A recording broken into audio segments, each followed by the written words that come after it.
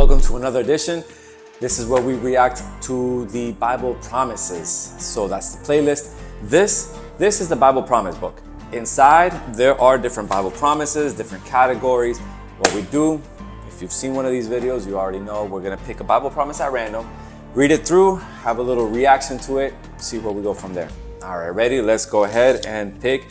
We're going to gossip. Gossip is a category. I'm not sure if we've done something in this category before. It sounds very familiar. But if not, we're going to go ahead and pick one of the verses. So let's see. It's Proverbs 18:8. That's the one that caught my attention first. I don't know what it says yet, but we're about to find out. Here the Bible says, "The words of a talebearer are as wounds, and they go down into the innermost parts of the belly." All right. So I think a lot of people are going to be able to relate to that, if not everybody. Hopefully not, but it doesn't sound very good. I'm going to read it one more time. "The words of a talebearer are as wounds, and they go down into the innermost parts of the body." Why would this be in a book called the Bible Promise Book? Well, I think that by revealing the dangers of something, we become aware to avoid it or to not participate in it. Does that make sense? Now, in this case, if you happen to be the victim of a gossip, well, there's not much, I suppose, that you could do ahead of time. But let's see. So the words of a talebearer are as wounds. Okay, this is how we can take initiative on this. If the words of a talebearer or a gossiper are as wounds, then don't be that person. Just make sure. I'm not saying that you are, but just make sure, do your part to not be that person. On the contrary, if they are as wounds, if someone comes to you and they have a gossip about somebody else, what would you do? What should you do? From reading this, if those words are as wounds, just find a way so that it stops there. So somebody shares something with you, don't pass it on to other people. Let it die there with you. Does that make sense? Don't become part of the gossip. And you can even tell the person that told you that you're not going to be participating. And in fact, if anything, recommend going to the person and verifying whatever they have to say instead of talking behind their backs or about them, etc. Wouldn't that be a much better outcome? I definitely think so.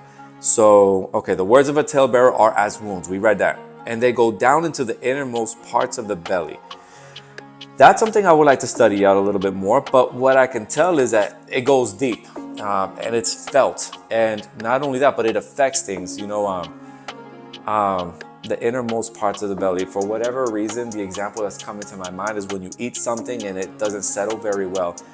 It's going to affect all of you, in a way. Like, let's say you were an athlete. Yeah, definitely you're out of commission until you get some things resolved. If you're in the middle of a speech, like, it's just, look, it's you got to resolve there. And I know that there is a relationship between the gut and the mind. And so these are things you want to take care of, so it doesn't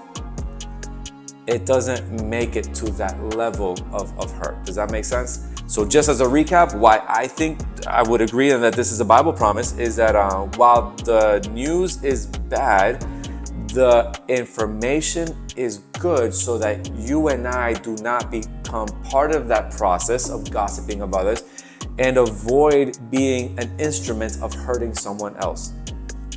Instead, should someone come with you with news of somebody else or gossip of somebody else, let it end with you. Recommend to that person to seek the original person, talk it out if they need to, or just stop altogether. But what do you do if the gossip is about you?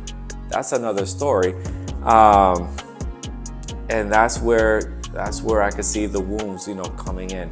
What should you do? Well, I would say don't then talk about the person talking about you. I would say, Matthew chapter 18 comes to mind. Approach the person, have a conversation if you were the one being gossiped about. And if not, I would suppose it depends on the context. Just If you're doing good things, keep doing good things. People will know you by your character. Sometimes others will even defend you. You might not have to say anything, and that's a very special thing if anybody's ever experienced that, where other people stand up and speak on your behalf against whatever gossip. Now, here's another situation. If these gossips are true, that doesn't mean that the gossiper is in the right. But stop giving people a reason to talk. That's a fair point of view as well, right? Let's not give people an occasion to gossip. Now I'm talking about when it happens, when what is being said is true. Oftentimes, gossip is not true, or the words, but gotta keep that in mind too. It would only be fair because there's more than one way to see things. So that was that Bible promise. Let's do what we gotta do to not be an instrument of hurting another. What do you think? What are your thoughts about that text and about the topic of gossip altogether? I'd like to hear more. If you would like, leave it in the comments. We can have a discussion there. Until the next time, God bless. We'll see you on the next video.